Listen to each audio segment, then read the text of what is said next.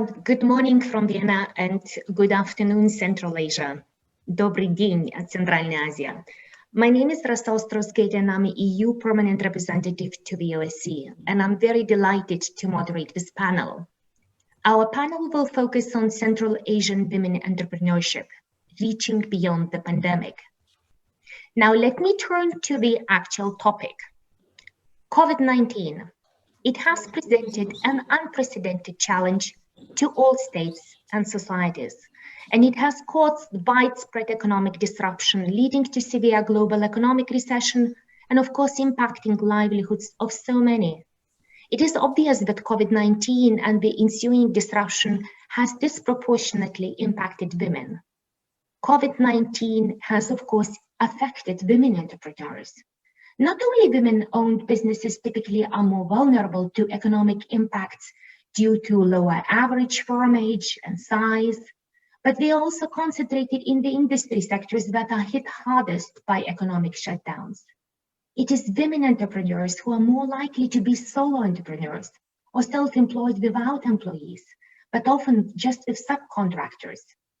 Furthermore, in the absence of school, women entrepreneurs bear the majority of the burden of family care. Women also take on a greater proportion of housework. This creates a perfect storm for women entrepreneurs. And yet at the same time, COVID-19 has presented some catalyzing changes, such as acceptance of remote working models, acceleration in the use of digital channels, both on the demand and the supply sides, and a shift towards digital versus physical interaction, all of which have the potential to level the playing field, especially for women. And we have an impressive lineup of speakers at this panel. In fact, we have a group of very successful women who will share with us their experiences in doing business despite COVID-19 challenges. They will help us understand the impact and challenges and opportunities that COVID-19 has triggered for women entrepreneurs. Now, let me introduce our first speaker today. Our first speaker is Dr. Anne Haddock. She is the president and CIO of Counterpart International. She brings more than 25 years of international development experience. She leads the organization, the mission of which is to promote civic participation and government accountability. Before joining Counterpart in 2017, Dr. Hudock worked at Plan International USA, where she led the expansion of the international program portfolio and served as vice chair of a Plan Federation Program Directors Forum. She was previously also managing director DAI and also served as deputy country representative and the active country representative for the Asia Foundation in Hanoi, Vietnam. Dr. Hudock also served as head of democracy and governance at World Learning in Washington and a special assistant to the US Undersecretary of State for Global Affairs, covering the democracy, human rights, and labor portfolio. Dr. Haddock, the screen is yours. Thank you so much. It's such an honor to be here with all of you today, and I'm really thrilled to be on this panel with so many renowned women and to be a part of this really important and 10th anniversary of the CATF. So thank you for allowing me a few minutes just to share some reflections. And I think it's really important. You framed the issues so well at the beginning, and I really think it's important for us as we talk about moving beyond the pandemic and the post-pandemic to do exactly what you said, is to think about what are some of the galvanizing changes that have happened that we need to hold on to, because we see this very often when there's civil strife or a war of some kind. Women will find spaces to be able to navigate. But then when reconstruction happens, those spaces often close back down. And I believe it could be the same with the pandemic, that some of the spaces that women are operating in now, when we see the recovery efforts, if we're not very deliberate about it, some of the very good changes that are being made could actually be taken away. And so I wanted to focus my remarks just briefly, and then I have a short video to share with you just to, I hope, inspire you a bit from some of the experiences from women entrepreneurs from around the world. And, you know, the Counterpart International has an institute within us called the Women Lead Institute. And this institute has been going for more than 40 years, and it has brought together from around the globe women entrepreneurs who are either social entrepreneurs working in their communities to try and affect change, or they're running a business. And the power of this is manyfold, but one of the most important things is it's a global network, and it's a global network of solidarity. And what we saw when the pandemic happened was many of these women, and it's very, very similar story that you all here in Central Asia will be very familiar with, is the small grassroots efforts they were making or the national efforts they were making really became threatened because of all the challenges they faced with COVID. And so small assistance made such a huge difference. Small grants of $500,000, $1,000, $500 or $1,000, could make all the difference to keeping an operation open and to allowing women to continue their business. And so I think it's important that we, as much as we need massive recovery efforts, we also keep thinking about what are the small things that we can do? What are the small steps that will really benefit some women most powerfully? Because if you look at the activities, particularly for women entrepreneurs, it's not just that woman's business that's succeeding, but generally speaking, when that business succeeds, the family succeeds, the community succeeds, the country succeeds. And those ripple effects, those are the things that are going to take us out of this pandemic and into not going back to how we were, but into a rebuilding, into, I think, something better. And so there are three things that I think are very important, that were very important before the pandemic, that have been critically important to helping entrepreneurs survive during the pandemic. And I believe these three things will be some of the most important things that we'll need to focus on post-pandemic. And the first I've already mentioned, and that is networks. I don't believe that you can be successful in this day and age without being part of multiple networks. And for sure, women entrepreneurs have been very, very networked, and I think when you look at the successes, you will find women who have helped other women, and they have been helped themselves by other women. And if during a pandemic, when so many things were shutting down, when so many avenues for engagement, just even physical proximity to one another was shut down, it was those networks, and it continues to be those networks that give people the ability to continue to operate or find new ways to operate. The second thing is something that's very dear to Counterpart's origins, and that is unlikely partnerships.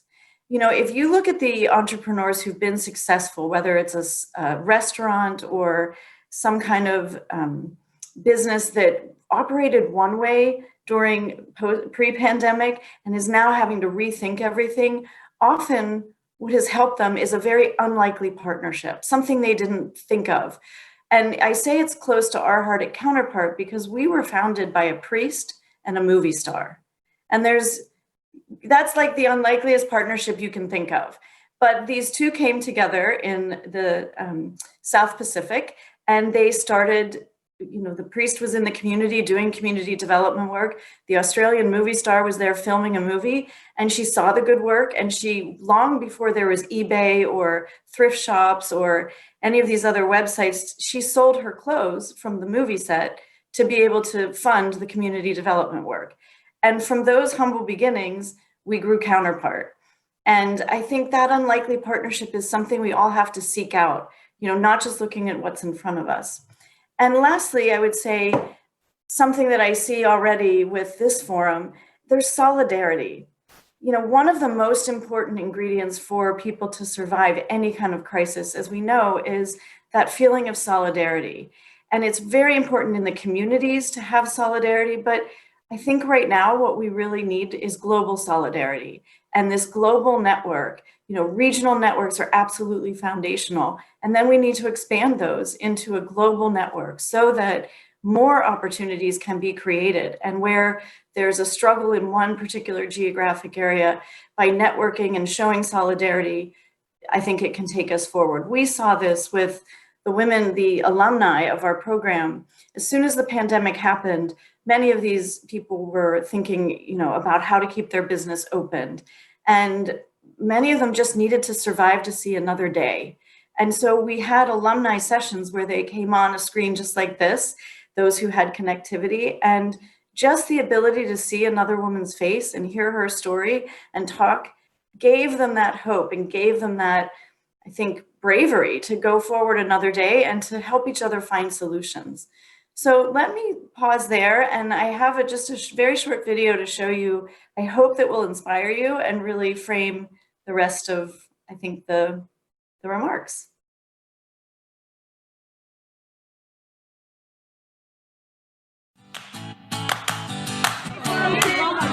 When you are able to transform a woman, you have transformed a family, you have transformed a society, and you have transformed the world. The Women Lead Institute began more than 40 years ago, and it was a really dynamic organization that did lots of work around the world with women to help them take control of their own lives in every aspect of their life. For counterpart, because women are so central to the communities where we work, it made perfect sense for us to take them under our umbrella when they were looking for a new home. WLI's flagship program is called Global Women in Management, Advancing Women's Economic Opportunities, or GWIM for short. And those workshops are typically 3 to 4 weeks in length. They include all the kinds of things that you would associate with either starting a business yourself or teaching other women how to start a business or a social enterprise. Before I came for GWIM 6 years ago, I was doing fundraising for the organization. I knew nothing about professional fundraising until I came to GWIM. GWIM 60 revolutionized everything about fundraising for me. It strengthens our belief in our ability to succeed. The high point for me was meeting a lot of other women. I actually met a lady from the Philippines. They were into duck raising, helped them to raise money internally. So when I got back here to Nigeria, I told our women, I said, look, yes, we will get funders, but we can also do something for ourselves. We went into raising turkeys, raising pigs, doing chicken. So the women were employed, and then we had money to go about our daily business. When we started 6 years ago, we just had a 12-member team. We are now 40 team members. So we've grown, we've expanded, we are more stable, we are more self-reliant. So we have really moved forward.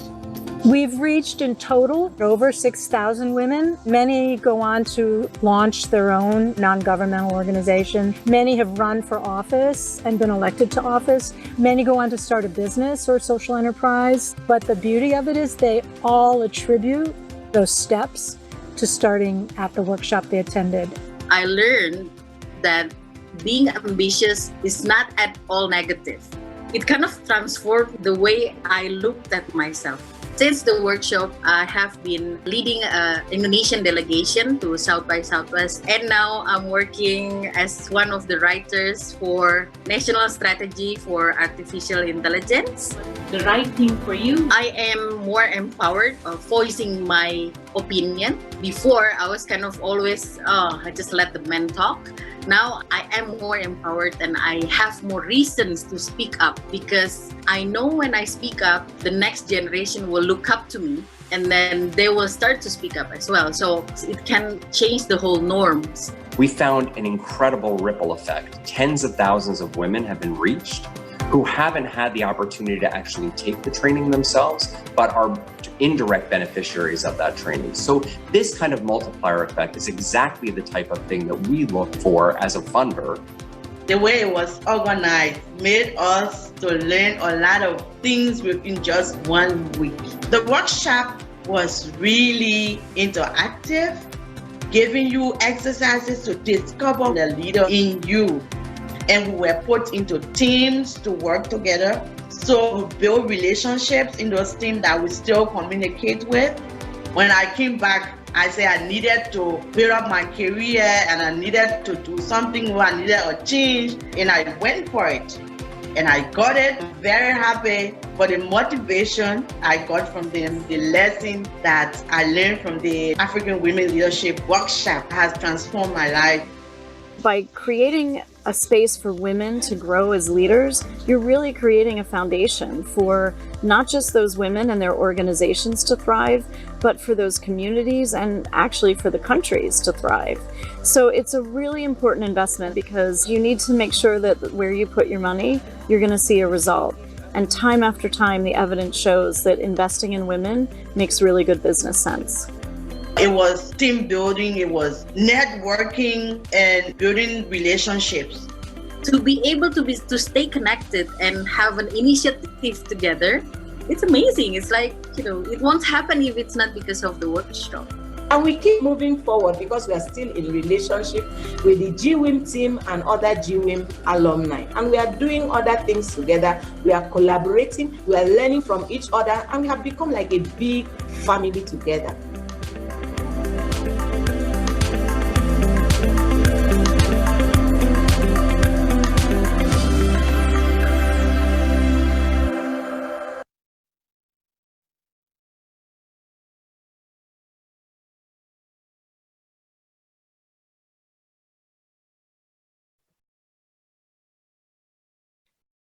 Thank you very much. I appreciate the chance to be here, and I'm really, really wishing you success for the rest of the forum.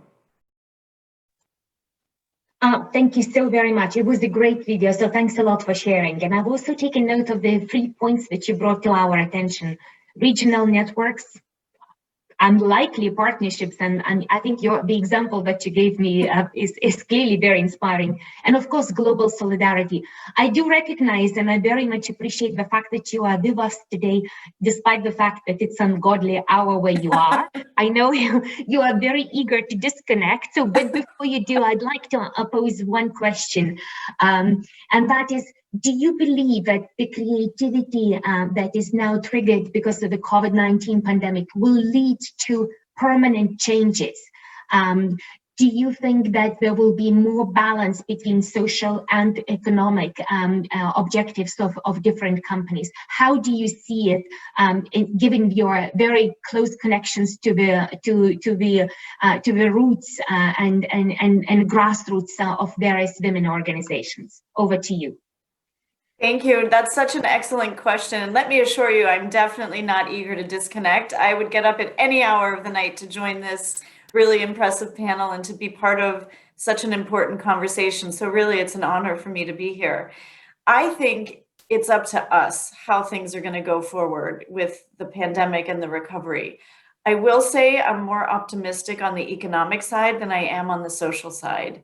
And I say that sitting here before you as a CEO and also a mother of 4 children.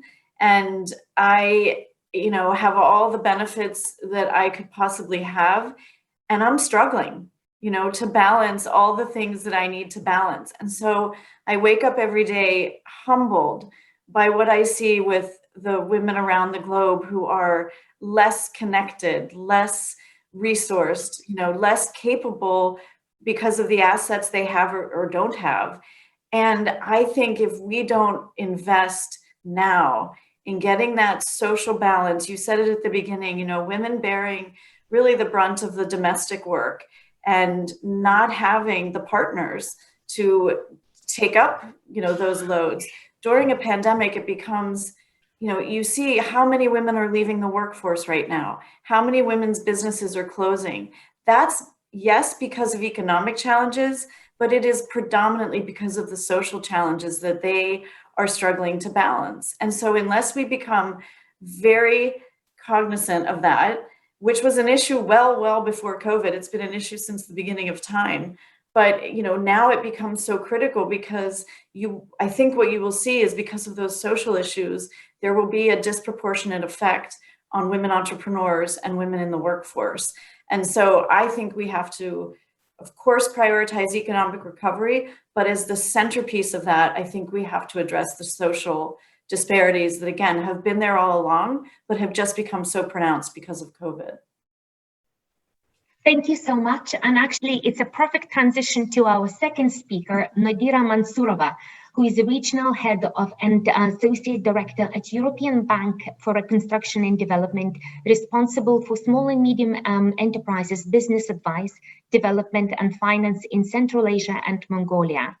Before joining EBRD in 2001, Nodira has held various positions in Central Asia before moving to the bank's headquarters in London.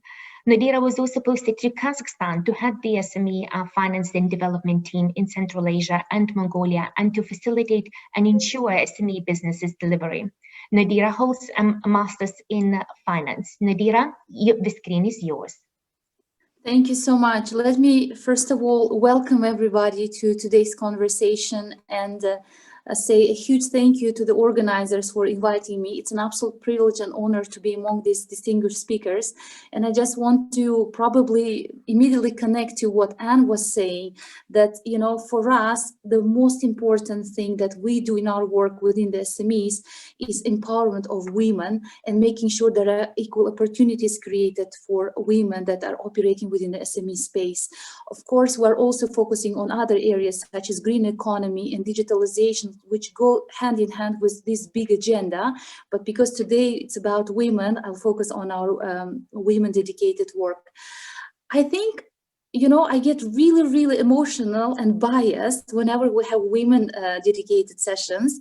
Not because I am a woman, but, you know, when you're in the midst of this work, you can see how amazingly well-structured programs can really empower women who might have been struggling with their everyday activities, you know, the entrepreneurship activities they were either thinking about or just launched.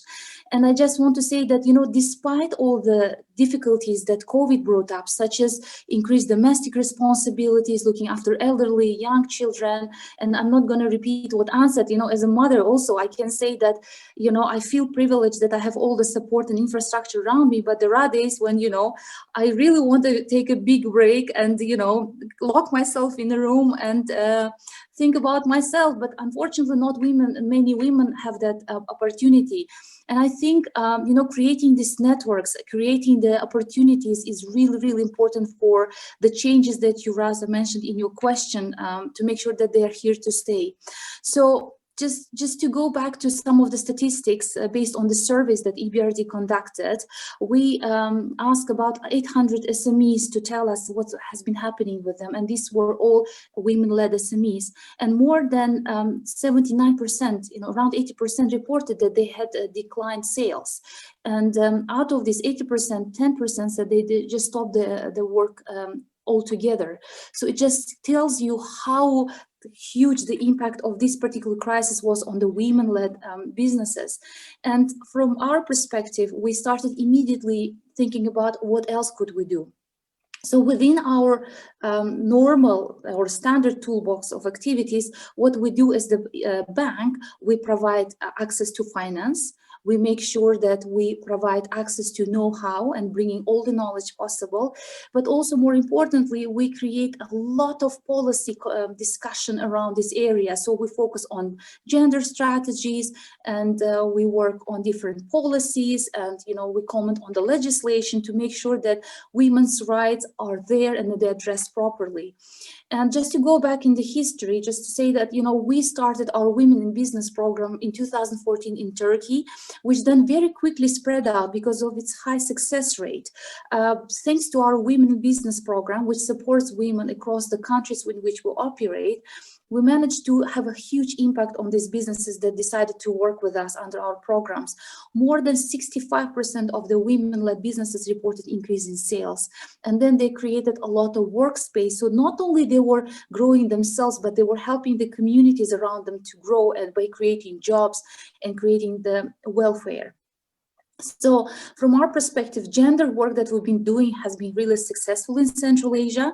We've done a lot in Kazakhstan, thanks to the support from the Kazakh government, who is our key donor in Kazakhstan in supporting women that are trying to do a business.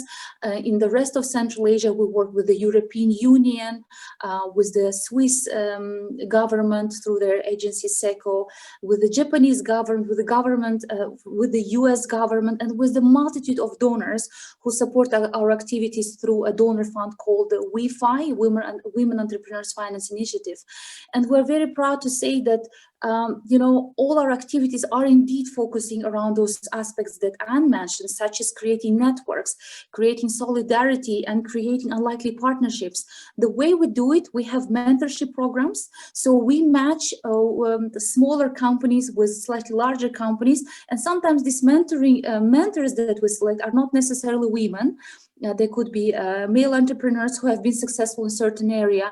And these partnerships, the so-called unlikely partnerships, create amazing results because, I've heard myself how women were saying, look, I was at the brink of tears when I didn't know how to move my small business forward. I felt like I was stuck. But having this one conversation with another person just gave me this horde of ideas, and now I'm moving forward, and I can feel like I have this positive energy, and I have a lot of ideas that I'd like to push forward. So definitely this mentoring program has proven to be a huge success on our side, and we're expanding it to Tajikistan, Kyrgyzstan, and Uzbekistan. In fact, in December, we will be launching our Wi-Fi program in Uzbekistan because we're already bringing together the financing and the knowledge sharing tools together to make them available as one-stop shop place for the women entrepreneurs. What I want to say that, despite all the challenges that we're trying to address, I think the degree of women involvement in entrepreneurship remains quite low. Across Central Asia, it's only about a quarter of enterprises that are led by women. So there is definitely a lot of work still to be done on our side and on the side of our partners. But I also want to say that it is so much worth investing into this area because despite the challenges that the women are facing, I think probably thanks to the challenges that women are facing, the women are really resilient and they're very adaptable and they are really flexible and open to learning. And the most importantly, despite all these things that we sometimes have, like we really like to doubt ourselves, second guess ourselves, question ourselves, we're also very open to share the amazing ideas, across the table, and then, harness these opportunities and move forward. Of course, the crisis also proven that, because the women-led enterprises, they tend to be of a smaller size, and they are in the sectors such as services, tourism, and education. These are the ones to be hit the first, and that's why from our side as the bank, we started addressing these groups that were hit the most. So what we've done, we organized different trainings and webinars and seminars to create those connections and also to say, look, you're not the one that's suffering on your own. There is a whole sector that's going under, but here are the things that you could do on your side. And some of the first things that we've done, we turned our interventions into a virtual format so that women didn't feel that they were disconnected from the support that they used to have in our face. And then also what we've done is to say, look, this is an amazing opportunity for you to reconsider some of the things that for which you didn't probably have time. Like, let's look into digitalization. Let's look into resource efficiency. Let's look into how you could conduct your business going forward to make it more sustainable. So I don't want to go into the numbers because numbers sound quite boring, but from our perspective, just to say that thousands and thousands of women benefited from our programs, from different toolboxes that we have across Central Asia. There were millions in solidarity package that were channeled through our partner institutions, local banks that also participate in our program. And here I want to say a huge thank you to our partner banks because they also embraced the idea. Not only they decided to support the women through financing, but they really undertook a lot of time to invest into themselves, to change their processes, to learn how to properly provide the financing to women, how to support them through non-financial means.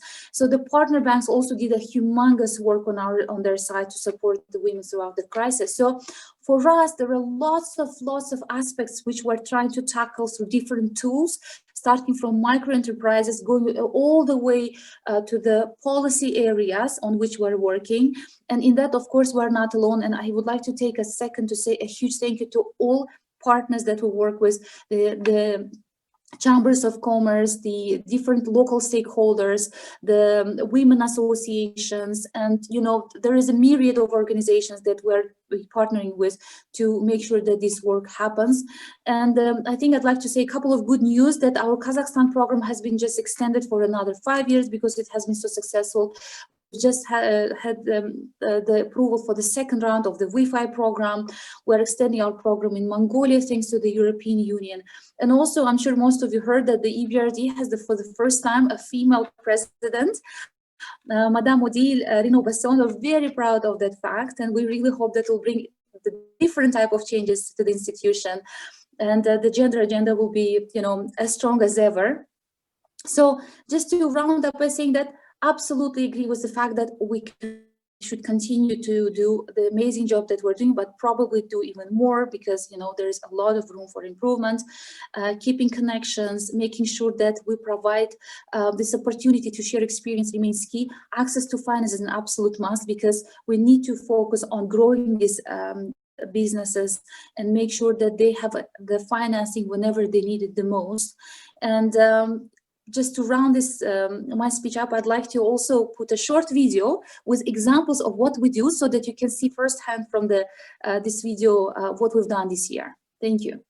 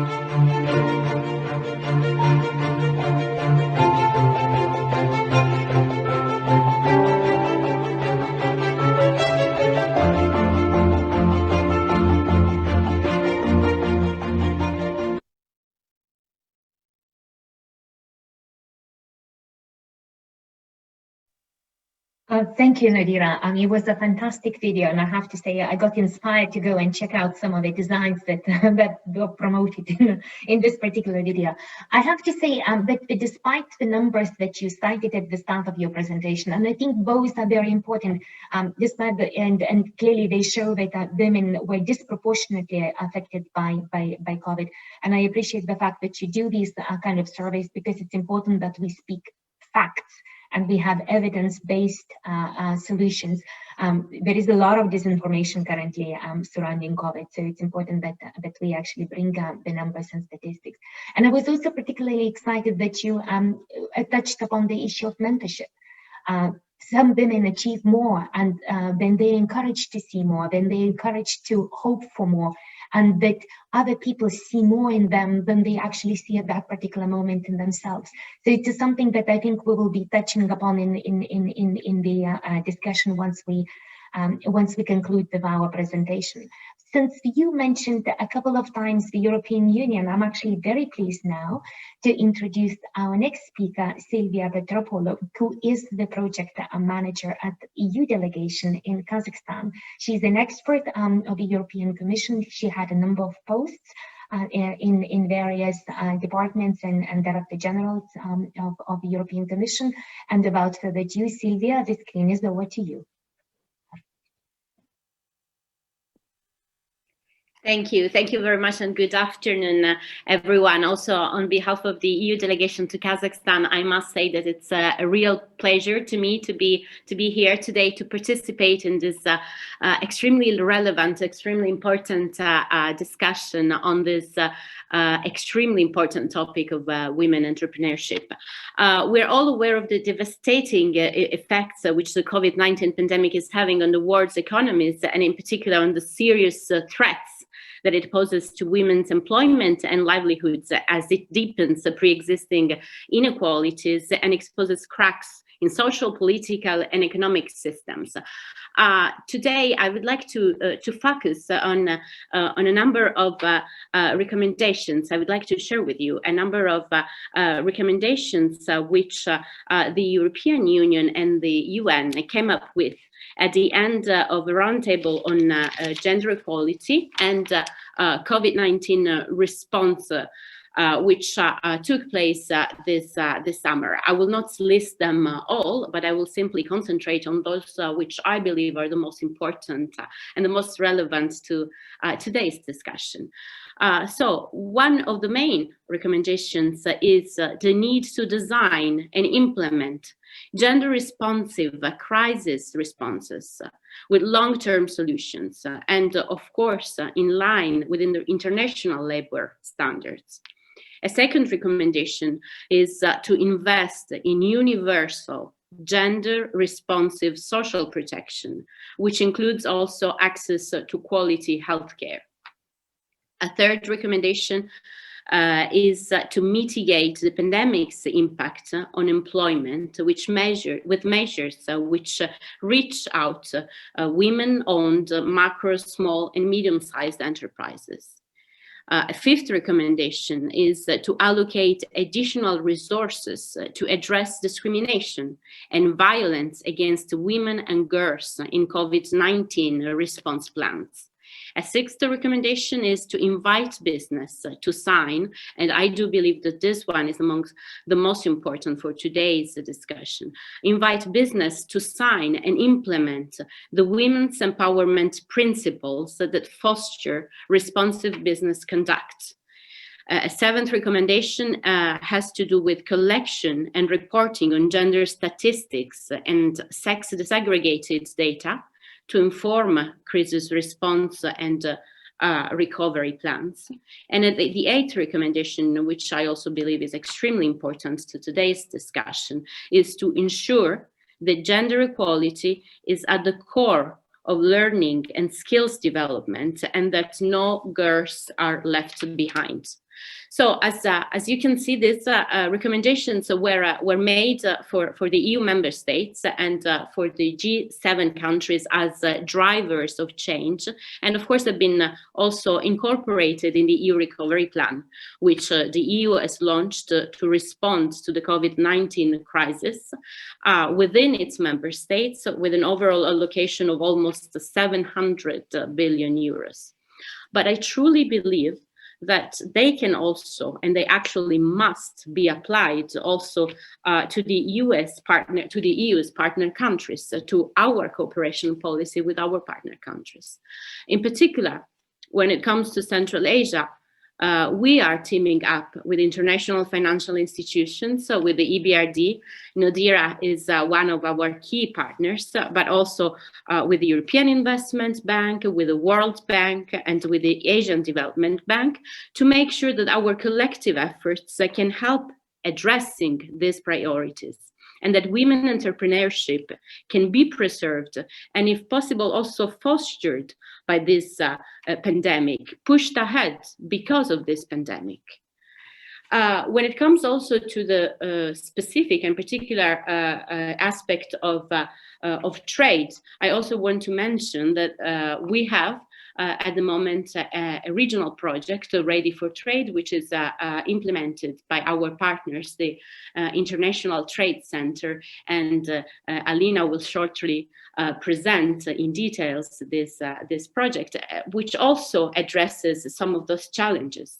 In particular, when it comes to e-commerce. The e-commerce channels are particularly relevant for women and micro enterprises. And in Central Asia, this is also an issue which we would like to promote, as well as trade facilitation measures and understanding of trade requirements are very crucial for successful integration of women in regional integrational trades.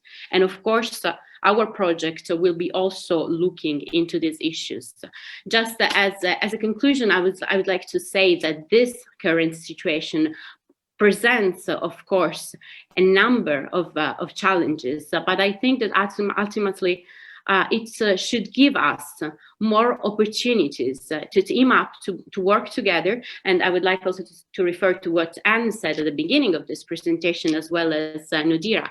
It's important now more than ever to create a network, to work together, international partners, the European Union, the UN, the international financial institutions, but also the civil society. It's important to reach out to the civil society, to companies, to the private sector on the ground in order to bring about sustainable results, which can be continued, of course, to be promoted also at the end of this pandemic. Thank you very much.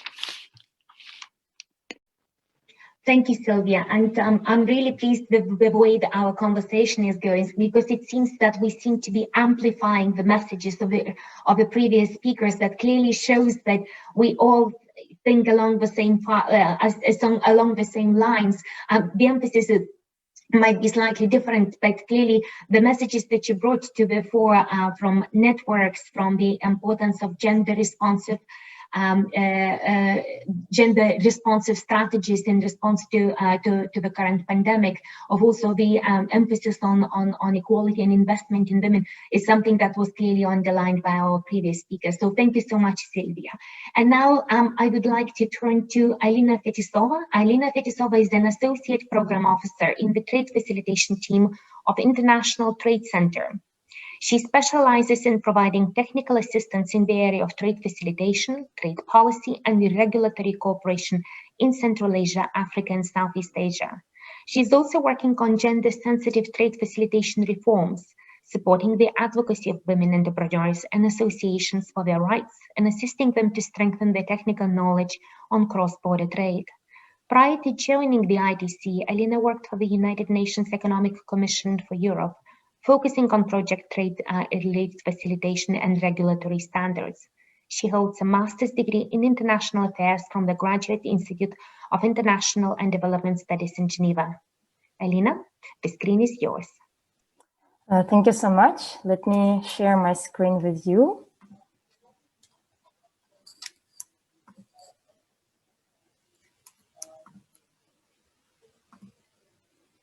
Perfect. Well, good afternoon, dear participants, dear panelists.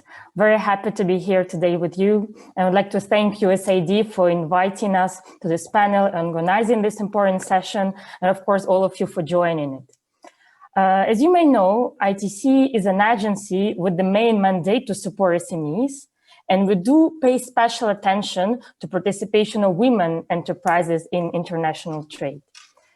So why is it so important to bring women into international trade? Actually, women's participation in trade brings important macroeconomic benefits. Women represent globally 50% of the world's working age population, but they only generate 37% of GDP. At the same time, globally, 40% of SMEs are owned by women, and SMEs account for almost 80% of jobs around the world. So what can be done to bridge this gap? Actually, 28 trillion of US dollars, or 26% of additional annual GDP, could be added in 2025 if we made sure that women play an identical role in labor markets compared to men's. And 240 million workers could be added to the world labor force in 2025 by closing the gender gap in the economy. What does this mean for Central Asia?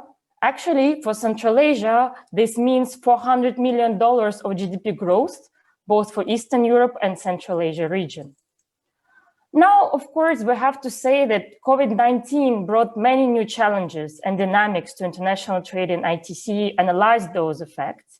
And many of those challenges, they will hurdle reaching this ambitious scenario that I showed in the previous slides.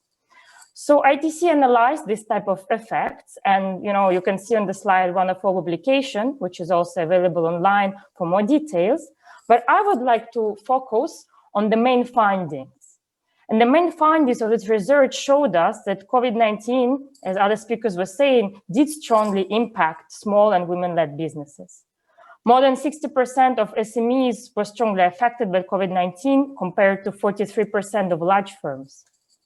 20% of SMEs are actually at risk of shutting down permanently. And also COVID-19 strongly affected 64% of women-led firms compared with 52% of men-led companies. So indeed, women were largely affected by COVID-19. And I think we can say that COVID-19 in some way did caught the world off guard. We were not prepared for this kind of challenges. But even though the scenario doesn't look that positive, the good news is that SMEs are actually adapting quicker to this new normal and can benefit from this agility. 21% of small businesses were very much agile in their response to the crisis compared to 16% of larger firms. And the most agile firms managed to transform themselves to fit this new situation by creating novel products such as designer masks or rapid testing technologies. And if anything, what we can be sure about is that this new normal that we're adapting to, it has to be more resilient in the future, digital, inclusive, and sustainable. That's how we can mitigate impact of some other potential crises that we could face in the future. And SMEs need to continue to be adaptive to this kind of challenges. Now, COVID-19 could actually provide new opportunities for women entrepreneurs. Today, other speakers mentioned that work-home duty balance could be a bit difficult because of taking care of children, elderly people.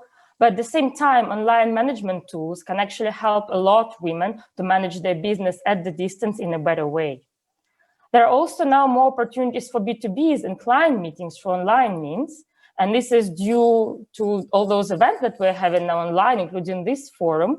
So women start to use more online channels to meet new clients and to widen their opportunities out there in the global networks.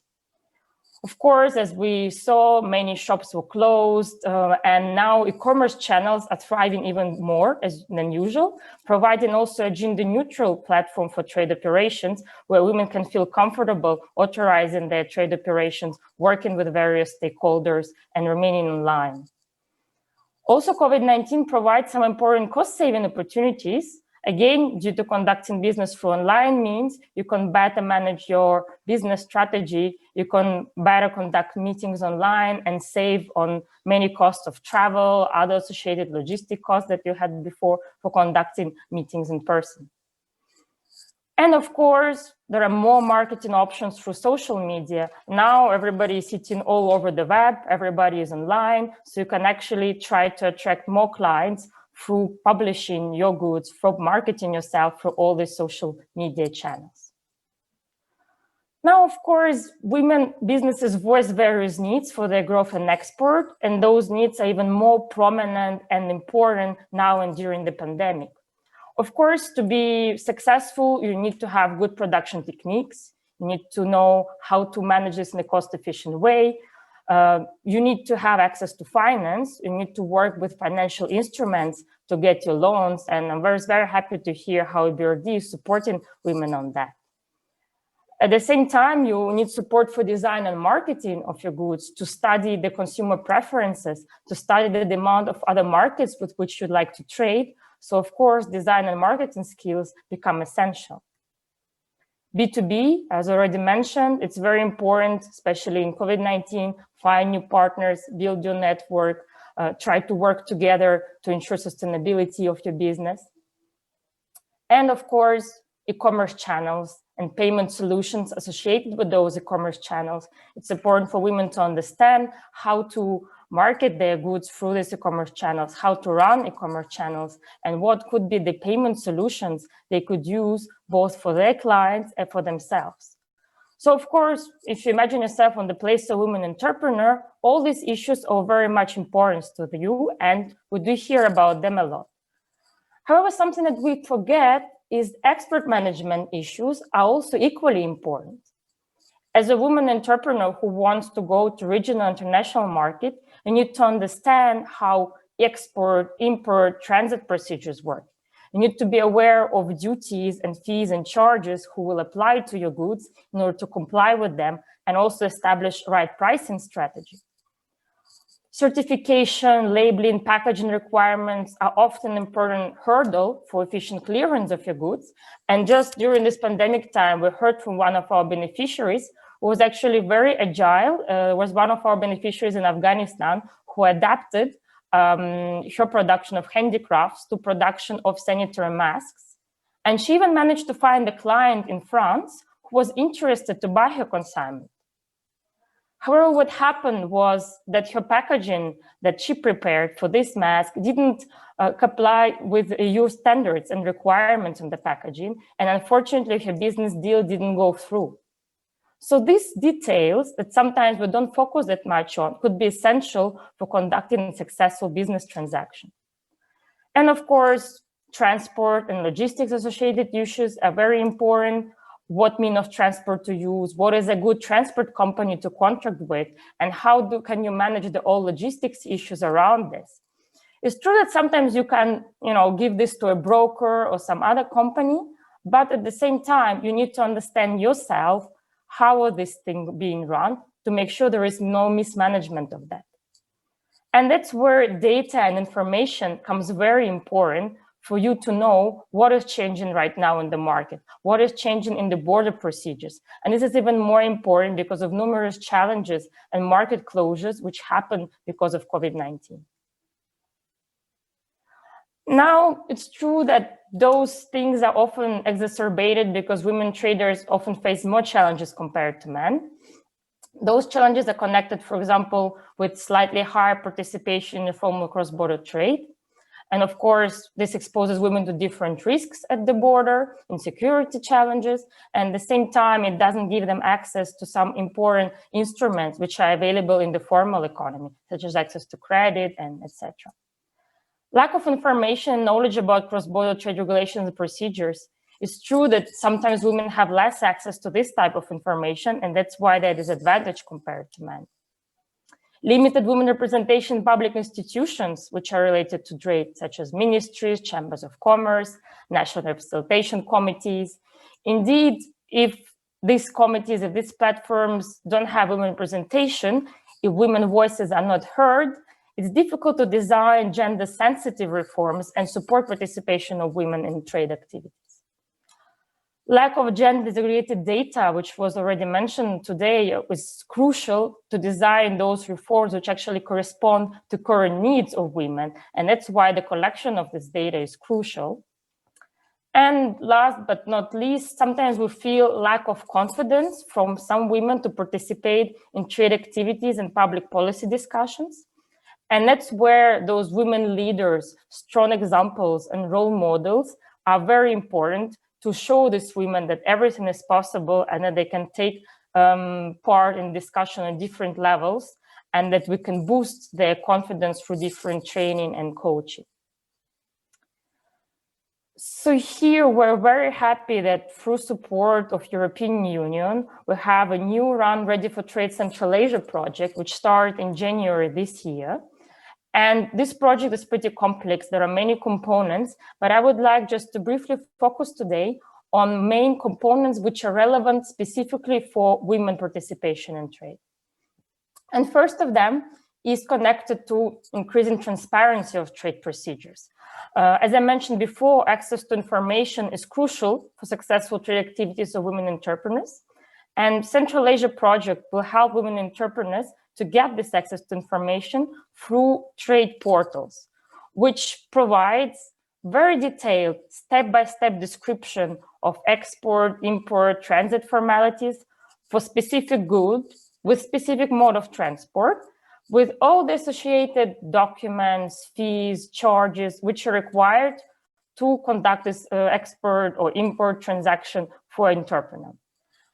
And it's even more important that these portals will be created in all Central Asian countries. It's already functioning in Tajikistan since April 2019 with support of SECO. And now we're establishing them in other 4 countries and also in Afghanistan. So there will be also opportunity to compare different formalities and even find solutions for simplifying them. And of course, very important for women traders, there will be inquiry point mechanism where actually women entrepreneurs can ask questions to relevant border agencies about any issue they might have with this border process. Now, of course, transparency is important, but understanding compliance with these requirements could be quite complex. So we have a dedicated component on enhancing SME capacity to comply with cross-border requirements, where we will have a twofold approach. On the one hand, we will be providing an online e-curriculum for SMEs with more than 20 training modules on different export and import related issues. And at the same time, as a baseline, we will also complement it with on-the-job coaching, which is essentially one-to-one, very nuanced advisory service, which is delivered at the premises of SME, and where the expert is explaining and trying to solve the problems related to this particular SME, be it logistics, be it packaging, be it Incoterms, or anything related to the export process of the SME. And of course, very importantly, enabling cross-border e-commerce. Here I have to say that e-commerce is, of course, one of the most attractive distribution channels for women traders. So this component will aim to support 200 SMEs with a specific focus on women entrepreneurs to increase their sales through online channels.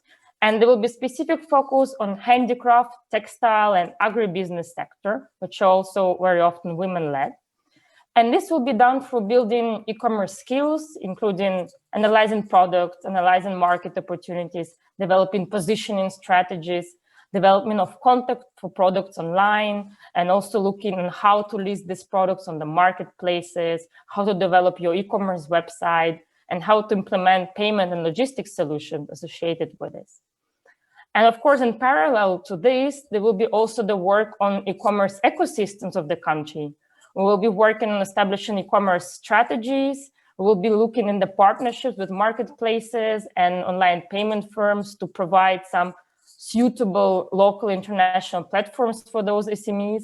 So all those things are awaiting for you, and I hope you will be interested to join this call for application for e-commerce components. And very last thing, we're extremely happy to have a dedicated component on women participation in trade in this Ready for Trade Central Asia project. And there we have threefold objectives. It's very much trade facilitation related. One is about making border environment more gender conducive.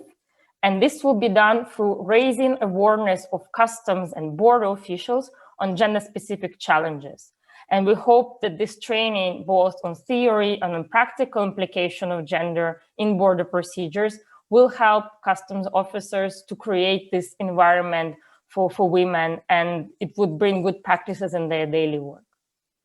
Now, of course, gender-related data is very important for informing gender-sensitive policymaking, and we will be working and assessing the status of collection of trade-related, gender-related data and try to come up with recommendations how to improve these practices, as well as provide training to statistics agencies and other relevant agencies to guide them on the way forward in this respect. And of course, our dear women entrepreneurs, we would like to work with you to empower you through participation in trade, through enhancing both your confidence and knowledge of trade procedures, of trade associated issues, to help you integrate into new markets.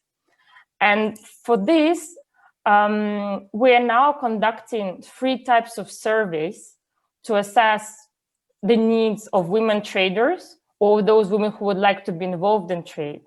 We're conducting survey for business and civil society associations and international organizations, also to get their talk on the issue. And we're conducting survey for government agencies and agencies also working in National Representation Committee. So please those of you probably who already contacted, thank you so much for participation. This was done through Business Women Association in Central Asian countries. But those of you who are interested to participate, please do. I hope this presentation will be shared with you, or feel free to contact me, because your opinion, your voice is extremely important for us to design the intervention in the most suitable way in these 3 next years to come on this project. Thank you so much for your attention, and happy to hear your questions. Alina, thank you so much for your great presentation. I think many participants will appreciate the practicality of it. I think the 6 pillars are clearly meant to promote and empower women traders, and I think they focus on the areas where we definitely need some additional tips. I already can alert you to the fact that there was interest in knowing when these portals will be opened in different Central Asian countries. So in the subsequent discussion, I will pose a question. So please be prepared to briefly speak about when we will have individual country-specific portals opened up. And now, again, I probably should thank Alfia for making sure that the order of speakers is listed in this particular way, because you did speak about logistics, you did speak about transport, and now I'm actually looking at Gayani de Alwis, who is the owner of many very impressive titles, but one of them is Global Women in Logistics and Transport Chairperson. I even have to admit, I had to Google because I wouldn't even know what these acronyms stand for. And she's also founding chairperson of the and advisor of Women in Logistics and Transport in Sri Lanka, and a board member of WCIC. And Gayani, we look forward to your presentation. The screen is yours.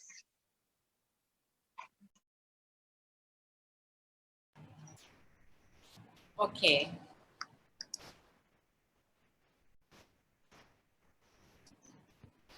Let me share the presentation.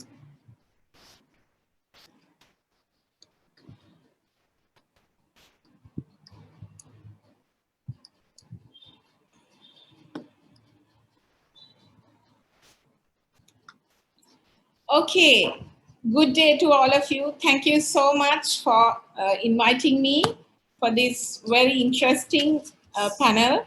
And this is my first panel that I have been talking, especially in Central Asia. Congratulations for organizing the Central Asia Trade Forum for the 10th consecutive time. And it's a privilege and an honor to be part of this. Thank you so much. So I would, how I would talk about is, I'll first talk about in our industry, the logistics and transport industry, and what are the challenges that we as women we have. And then I will also talk about the organization that we globally that we are driving, the Women in Logistics and Transport, and how we drive this agenda to create gender diversity in the industry, like all of you spoke about specific areas. So how it can impact the economic empowerment of women. So as you may already know, our global market value of the logistics and transport industry is about $6.6 trillion. It's a very growing industry. I mean, the COVID pandemic, unfortunately, became a pandemic because of logistics, because the movement enabled the virus to spread around the world. But it is, I think, up to us as logisticians and supply chain professionals, and it is up to us to really get us out of the wood. And that is what the logistics and supply chain professionals are really working on, trying to get the vaccine, when it is ready to be distributed. Already, a Russian vaccine has already gone to India in the initial stages. So how we're going to take it around the world, and we could have a face-to-face session very soon, right? So it is a growing industry, we all know that. And it is actually, like many other industries, is male dominated, mainly because it's a high physical effort and very long working hours. Alina also spoke about how the trade industry, the challenges that women have to face at border control agencies, and where many trade related challenges that women have. So this actually has given a perception to women that our industry is very female unfriendly. So that was a huge challenge and for us in all the countries. As we all know, as per the Global Gender Gap Report 2020 reveals that gender parity will not be attained for 95 years, which is very unfortunate. It will not happen during our lifetime at least. But having said that, we should not be disheartened. I think all of us collectively, whatever the initiatives that we are trying to do to make this world a gender parity world will help us to at least bridge this gap. And I must say, I just was looking through the gender gap report data, and Eastern Europe and Central Asia, it'll be a little bit more than what the global average is. So situation is not that good. But having said that, all these barriers are preventing not only in our industry, but basically most of you spoke about the societal factors, especially during COVID situations, and the various policy inconsistencies, incoherence in countries, and outdated laws. Especially, I must say, in our country also, there are in certain industries, especially our port industry, women cannot work after 6 hours, so 6 o'clock. So therefore, not very women are taken into employment in the operational area. So that is, again, even if you want to do, you cannot do that. So there are certain policy inconsistencies in our sector, in most countries, where it prevents women getting into the industry. And even the women entrepreneurs who are engaged in the logistics and transport industry, there are challenges that most of you spoke about, previous speakers, about the access to markets, access to finance, and also access to know-how. That is another biggest challenge, and access to information and data. So those are many, many challenges that prevents us. And also the wage gaps, sexual harassment and discrimination in public transport, and various other the agencies with whom we deal with, and the organizations, and suboptimal facilities and infrastructure, and of course unconscious biases in the various forms. And we as women also sometimes, more than the male folks, we also have our own inhibitions, and we don't conquer our mind. I think that is another challenge that we have in getting more women into the labor force participation. But I always think, even COVID, everybody thinks as a crisis situation, but in any crisis situation, there are opportunities as well, because only if you look at it in a positive way that we can come out of it as well. So mainly the opportunities that we as women, not only women and men as well, because this industry is a growing industry, and we see by 2022, the industry is expected to grow by $12.3 trillion at a CAGR of 3.48%, as per the logistics market outlook data. So, the industry is growing, and there is so much opportunity, and especially because of the COVID situation, a lot of congestion happens in the ports, and the country supplies are getting disrupted. Demand has come down, the discretionary items, people are conscious of that, and they are very focused on their buying habits. So yes, the trade has slowed down a little bit, but I feel personally, this is my opinion, soon after the vaccine slowly gets into the countries, and by next year, and what I read as per research also, there would be a boom in the industry, despite the challenges that we have gone through. So there will be opportunities for the logistics industry.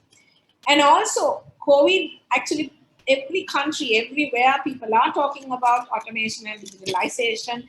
And I would say COVID was, although it is a bad thing to happen to the whole world, but I think it became a blessing in disguise, and it expedited a lot of these initiatives that countries and companies wanted to do. So in Sri Lanka, for instance, in our port and our customs and the border control agencies, we had lots of paperwork, and digitalization was on the cards. But with COVID, I think electronic delivery orders and various other digitization of processes and digitalization has really fast-tracked. And also our tea auction, which is the oldest in the world, 150-year-old tea industry, 137-year-old tea auction became, online. These are good things that happened during COVID, and that has really, coconut exchange, tea exchange, everything in Sri Lanka became digitalized, and now we are moving into that direction. So, and one of our private terminal operators have signed up with a partnership with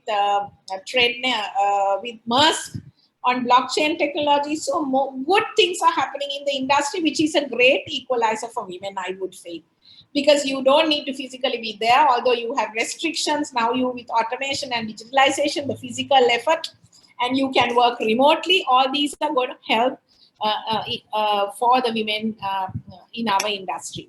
And also the World Bank report talks about the trade liberalization. More you liberalize trade, more gender equality that you have. So most countries during COVID, now there was a little bit, especially in Sri Lanka, some of the imports have been stopped again to manage our exchange rate fluctuations and various issues that we have in the balance of payment. But very soon it's going to be a temporary situation. But I think what is going to happen is more and more countries are moving in that direction, and women having more emotional quotient, higher emotional quotient, like Jack Ma mentioned, why he employed more women in his companies, because of the, they are the people who really purchase items, and also they are the people who can treat the customers and clients, the e-commerce industry, the customers and clients with love and care. So he said, I mean, business case is very clear and there are opportunities. So therefore, more and more women will really be, allowed to enter the industry, and the perception that we had about women will go away, I would feel. So all these challenges were there in the industry, but see, Chartered Institute of Logistics and Transport that I belong to, which is a 100-year-old organization, 7 years ago, they felt that our industry representation of women is very low, and therefore they felt that they need to engage more women, and they set up in 2013 a Women in Logistics and Transport Forum. So we are a Women in Logistics and Transport Forum, which I belong to now. I head the global organization. Is a forum in Chartered Institute of Logistics and Transport. So our main objective is to promote the status of women in the supply chain and logistics and transport industries. And like the previous speakers also mentioned, we have a huge global network present in 36 countries with the 33,000 members in the Chartered Institute, which is a 100-year-old organization.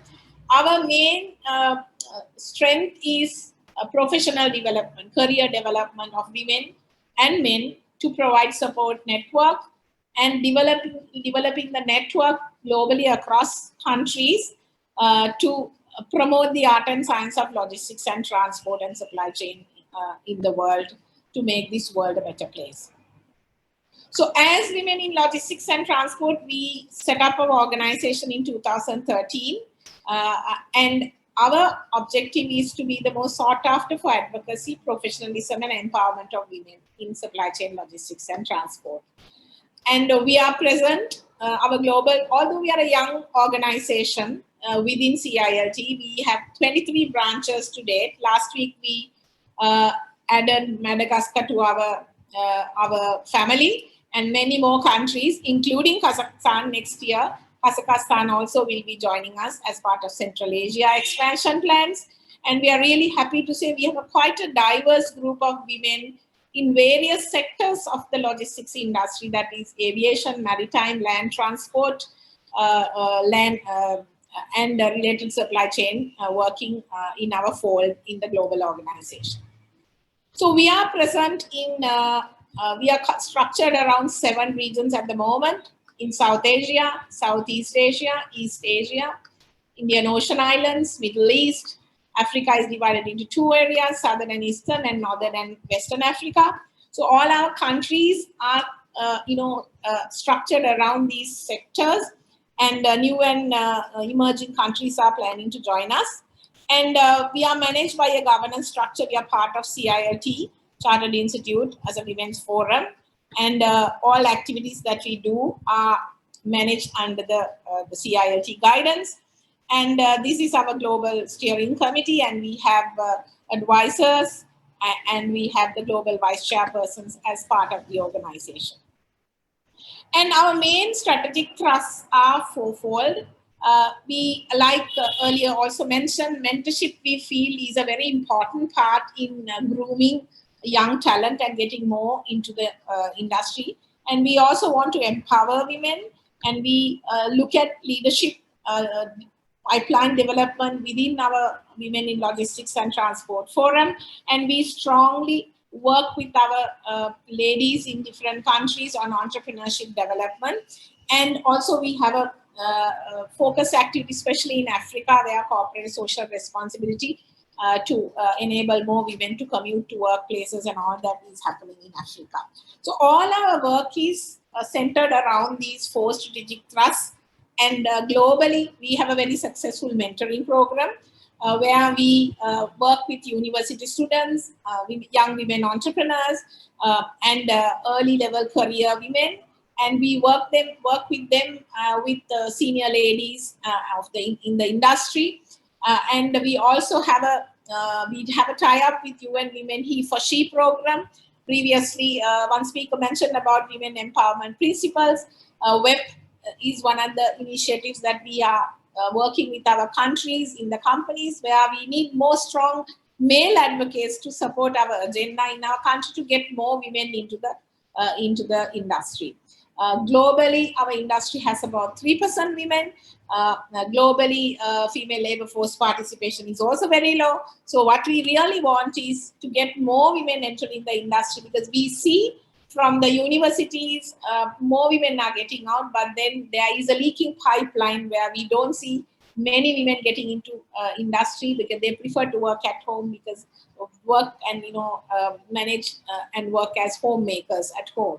So those are some of the challenges because of the societal pressures that we have in our countries. So all our initiatives are centered around that. And recently during COVID period, we wanted to really share the knowledge, because CILT being a professional organization, we have access to a lot of knowledge and know-how.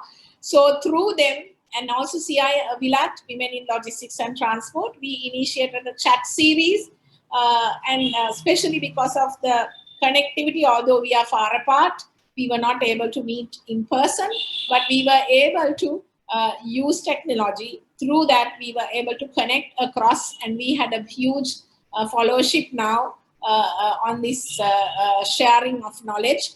And we started off with various topics on various challenges that women face, especially while working from home.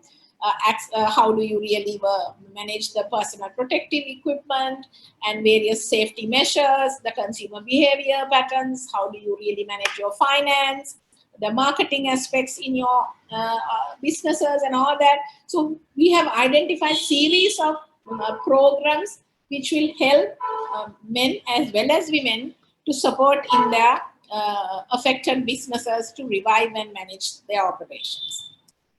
And this is one such program which we have crafted, which was developed by Hong Kong, and now we have made it a global program which we are going to launch on the 2nd of December.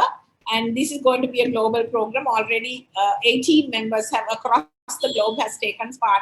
So I would urge you, if anybody from Central Asia is interested, you could reach us through our website, Global WILAT website, and then we will be launching and before 2nd of December. If anybody is interested, you can reach out to me. Industry experts are talking about specific aspects, especially during the COVID. How do you really get them out of the wood, and by acquiring knowledge and access to through know-how.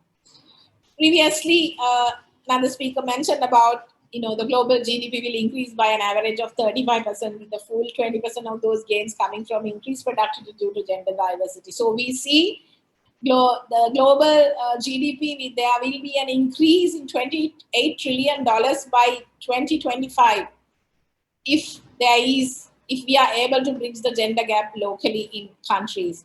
And that is equivalent to the combined economies of the US and China. Just imagine what a phenomenal growth in the global GDP if we all can get together and achieve this objective that we all are working in our own countries. So it is all up to us, I feel. I mean, attitude impacts outcome. If we all think that there is a COVID and all of us are impacted, And when we all are negative, we will not be able to come out of it.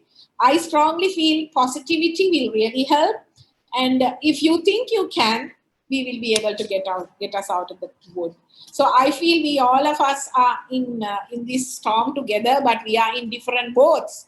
It's up to us to decide the choices that we make to help our support a network, develop our network, and collaborate with each other, develop our network through our women and as well as our male counterparts to come out of this situation. So let me, with that, conclude. But I strongly believe, as a strong advocate of women empowerment, I feel our gender should not define what you want to do and should not limit one's aspiration. So it's all in your mind. I did forget what your gender is. Just go out there and get on with it and conquer the world. I think that's what we should do. And with that mindset, we will be able to come out of it faster. Thank you.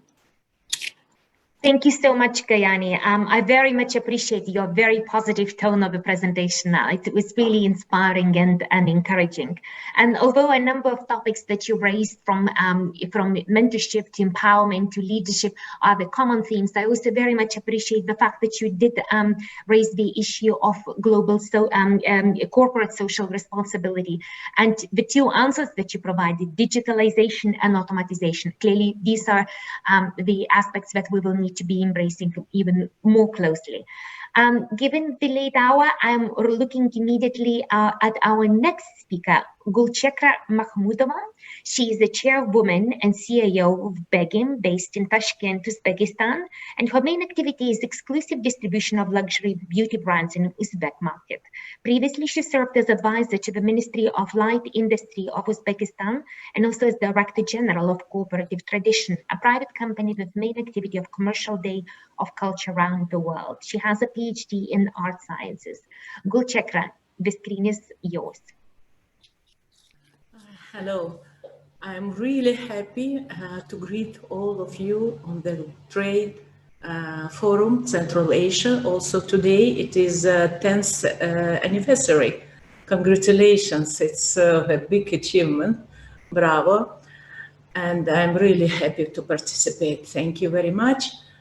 And for me, it's very difficult to say and to make some theoretics or technicals speech. I am a different way because I'm Doctor of Arts and many things comes through my education, through my knowledges, and which is very important even in business to do what you are big professional.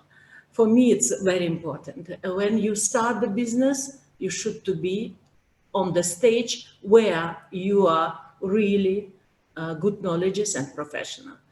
I did, now it's a difficult time.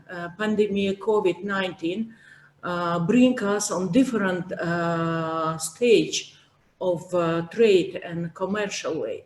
So for me, it's really strange things, but already through my business life, I start 1985. I passed really three formation.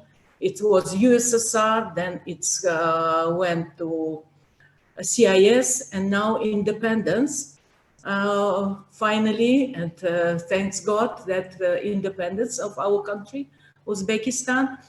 And for me, fourth formations, it's COVID-19, because never we faced with the staying at home 6 months. Because in our business, it's communications, traveling, participate of summits, session, studies, trainings around the world. It is the main knowledges and main stage of business. And of course, I understand that for this COVID, we should balance between health and business. We should be very carefully, because even woman, it's a lady who is always care, always try to support, surround people, and of course children. Our main mission, of course, children, and to care their life, their health, support them for their future education, and that a lot of things. And to be in the business, and one more to get responsibility. It's not easy way, and all the women understand that is we are on the different stage. But for me, it's from historical, from all Asian and world civilization. It was a woman always on the some first stage as a, you know, in Central Asia. It was first Amazon, first Queen Tamiris, 7th BC century, which was fighting and winner of the absolutely powerful King Dari and King Kir. And when she prayed to God, it was not God, it was sun and fire, and they put a lot of grasses and flowers to the fire, and it smelled a lot. When I read a lot about these stories and historical woman hero, I understand that very interesting things that love has became to fragrance, because person when he is in love, he became fly in fragrance and became smell different way. So even also in many religion pages, we can see how they pronouncing about fragrance. The fragrance, it is food for your astral body, which lead you to success. You know, astral body we always have, and we should to treat with some food. The fragrance, that is food. Even like physical body, we eat spaghetti, pilaf, and biryani, but for our astral body, we need to treat them with fragrances, smell, which give us a big power and lead to success. So that's why I start to production, not only distribution, Chanel, Dior, and other brands to Uzbek market. We decide to make fragrances made in France, because a lot of knows, and a lot of people who knows how to make it in France. And we dedicated our begin treasure collection fragrances to history and culture. It's time to feel and smell antiquity of world civilization, great history and culture. That is our proverb which lead us. And on the pandemic time, it was not easy, you know, to make a trade and commercial with our distributor abroad. In London, we have shops in France, in Saudi, it's distributor shops, in Kuwait, Dubai, Qatar. But we open online shop. It's begimparfums.com online shops, which gave us unexpected results. All the world became, of course, in the mainly not on the street running or something traveling, but they start to make the business online. So online business very important now, and for me, you know, for my ages, grandmama ages, for me it's really shocked. But my team, our team, create very interesting website, and now we have a lot of orders and delivery immediately, thanks to a lot of transport and logistic companies, which till today work very strongly. So through the fragrances, we make a lot of stories, because through fragrances we can know the really and touch something very great treasures. And Bukhara and Samarkand, our cities in our country, you know, the same ages as Babylon. Babylon, it's not exist now, but you can to come and touch Samarkand and Bukhara, or you can smell this fragrance from the roots of this civilization. You know, it's only, for me, only women can make some beauty business line and commercial in a beauty way, because we always want to be beautiful and looking well, and that is business which give us support even on the pandemic time. We deliver it to all women, even they sit at home, they should to make fragrances and a nice smell and beauty face, care of skin. So it is business which is absolutely suited to women and make us beautiful and successful. And of course, our children look on us and take from us a lot of love. I think that main mission of women put the love to baby heart from the they are grown. Also, I write, when I was a few years, a big jubilee, I write the song and sing myself because I think the singer became proud of their voice. I want to bring my message to the world through this song. And I sent to your forum the link, put your love on baby heart. And when child grown up, he will never do some bad and violence against of neighbors. And he always will be peaceful person, and then it will be peace in the world. So put your love on baby heart. It's main my strategy in the life. And of course it is Gulchekhra, given the late hour, I would very much appreciate if you could already wrap up your presentation. No, it is. I didn't make a presentation. I made only sent to you the song and the presentation. You know, for me, it's you can see on our online. So it is easy to say that when we sit on the lockdown, on these changes and laws, we can find ourselves on and find our true direction.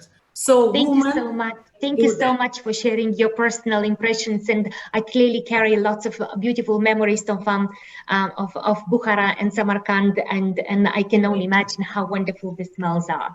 I would now like to turn to our last speaker, Sammar Essmat. She's Senior Gender Lead for Middle East and North Africa, East Europe and Central Asia at International Finance Corporation World Bank Group. Sammar leads the IFC's gender and private sector programs in the Middle East and North Africa, MENA, as well as in East Europe and Central Asia. Sammar, I would like to hand over the screen over to you. Thank you. Thank you so much, Rasa. It's a pleasure to be with everyone today. And I think the beauty of going last is that I got to listen to all these really, really interesting presentations. And indeed, like everyone said, they're really aligned in content and messaging, and we really amplify each other's messages. So what I want to start off quickly with is for our friends who are connected to this session who might not know the IFC, the International Finance Corporation, very quickly, we are part of the World Bank Group, and we are the part of the World Bank Group that works with the private sector. And my colleague from the European Development, from the EBRD, spoke earlier about her program, and really our two organizations are very similar in terms of what we do and in terms of our mandates. We work with the private sector in emerging markets to address some of the most pressing development challenges, including gender equality. So what I want to do is, and I'm aware of time, I know that people are tired, and I will try to get us to the end, to the finish line quickly. What I want to do in the next 10 minutes, I hope I can have your attention for the next 10 minutes, is really do three things. I want to provide you with a few data points on the issues we discussed today with relation to how COVID has impacted women entrepreneurs. And I have data for the global context, but I think what I then want to do is I want to zoom in on the Central Asian context. And while the data that we have for the Central Asian context is not specific to female entrepreneurs, it does give us a sense of how women and men were affected differently. And then I want to close off by telling you very quickly what are the tools and what are the initiatives that we have in the International Finance Corporation to address some of these issues in a more thoughtful and differentiated way that factors in that women are affected differently from men. So what I want to do is share my screen and walk you quickly through the presentation. If you give me a second, I'll start my slideshow. So very quickly, I mean, this is just really to reconfirm some of the things that were said earlier this morning. Clearly, it goes without saying that globally, the COVID-19 crisis was very challenging for women entrepreneurs, and it caused a lot of pressures on them. And what I want to do is just kind of provide you with the evidence. So we are very lucky to have a strong network of partners around the world. One of our partners is We Connect International, which is a global organization that connects female entrepreneurs to corporate buyers.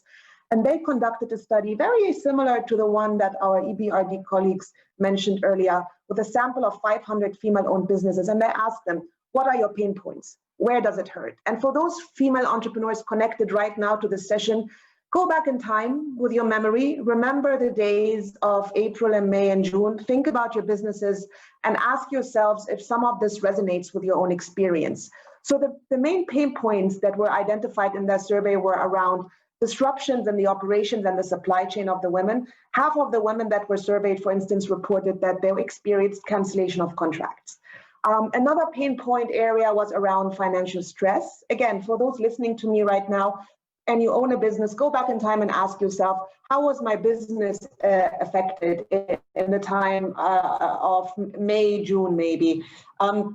A lot of women reported back to us in the survey that they had to access their personal savings, that they had to seek new sources of capital, that their margins were thinning, that they couldn't cover operational costs like staff salaries and rent.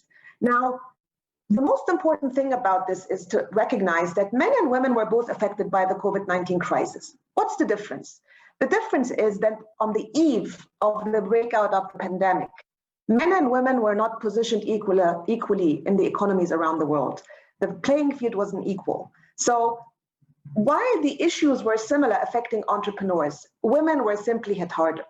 And so other issues, for instance, that I want to touch on that weren't covered actually in our conversation are around how mental health deteriorated for female entrepreneurs and their employees. And that's an issue that's close to my heart. And we really have said, although we are an international finance institution, we're bankers, we really want to take on the agenda of mental health in the business context. And so, for instance, a survey that We Connect conducted saw that 38% had seen decreased employee morale and anxiety about, is my business going to survive or not? Am I losing contracts? Can I get the money and funding that I need? And also my personal situation.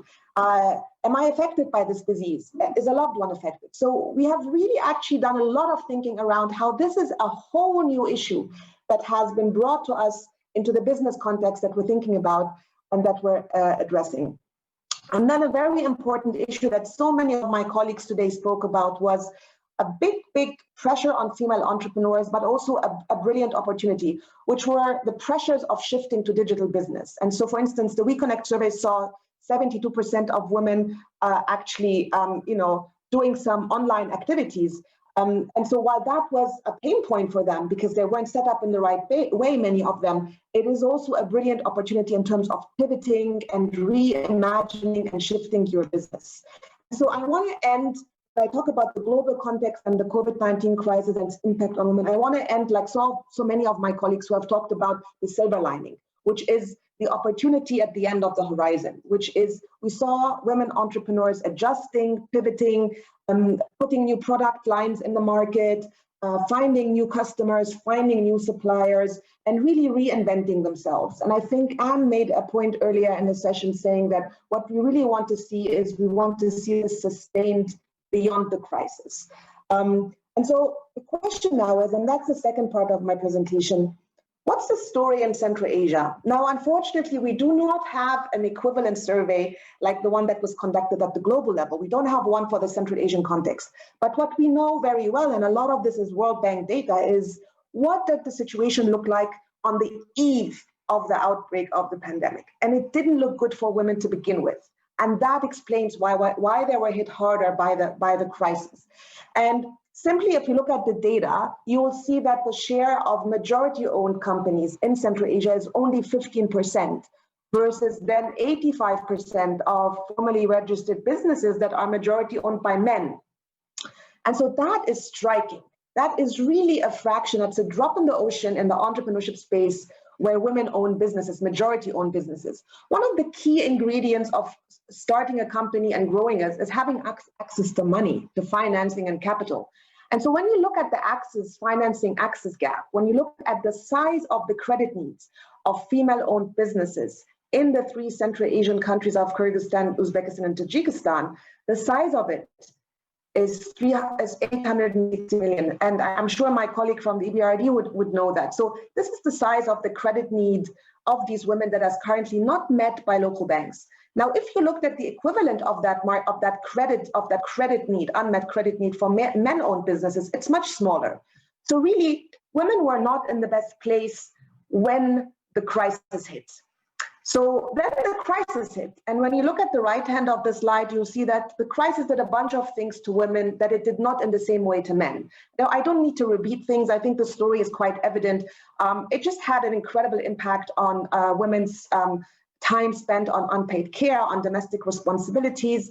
And that is time away from their workplace, and that is time away from their business. And there's one very interesting thing I think that we need to remind ourselves of. Everyone spoke of the importance of shifting to online business models. And that's wonderful. But there's one huge elephant in the room, and that's the digital gender gap. So it's actually, the fact of the matter is that women have less access to internet, more poor digital skills than men. And so when the workplace shifted to the home and when the business shifted to the home, even when schools shifted to the home, women were not set up in the perfect way to actually absorb that.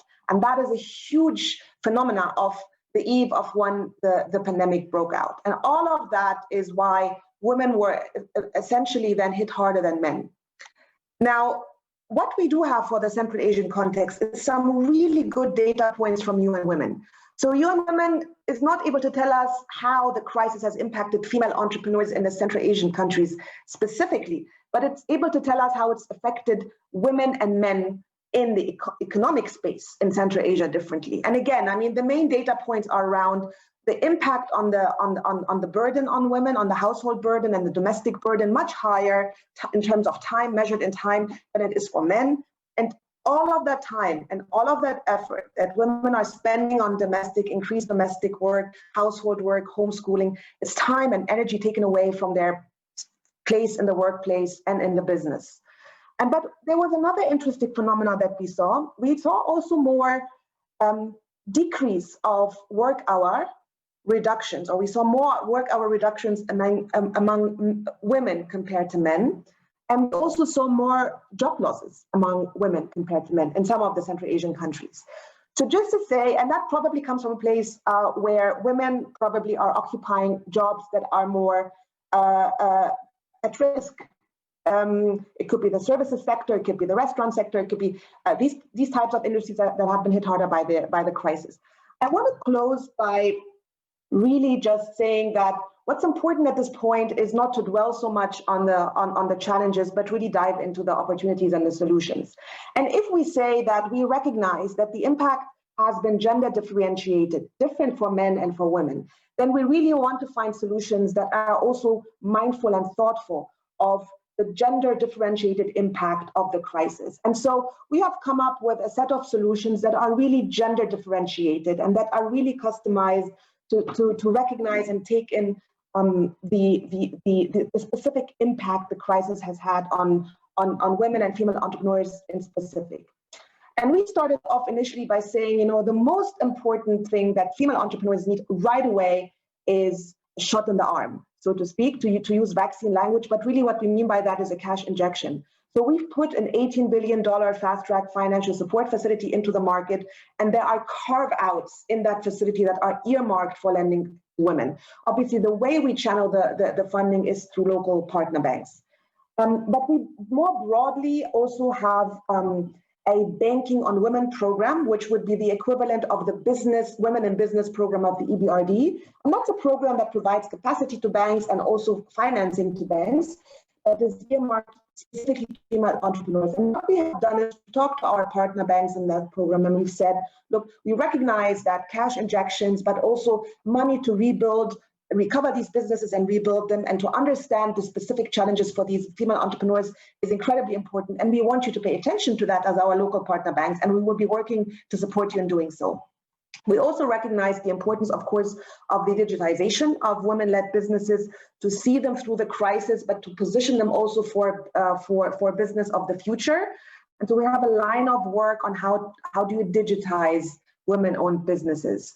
And then there's finally market access. And so with our partners from We Connect, and that's the survey data that you saw at the beginning of my presentation, we work on increasing female entrepreneurs' access to market opportunities.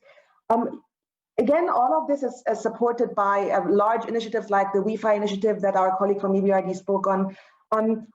Rasa, I'm going to close here and maybe allow you to, if you want and have time, to pose maybe one specific question where you have interest and time for me to elaborate on if there's time. And if not, that's also fine. And I can also share my presentation for more information. So let me stop sharing my presentation and turn it over and back to you, Rasa. Sammar, that was a fantastic presentation, and in a way it kind of nicely sums up the entire panel discussion. And I very much appreciate your extremely positive note. Dive into opportunities, look at the bright side, and look at the silver lining. And this is exactly the case. I mean, the issues and the agility and resilience that you raised, these are the issues that we need to embrace.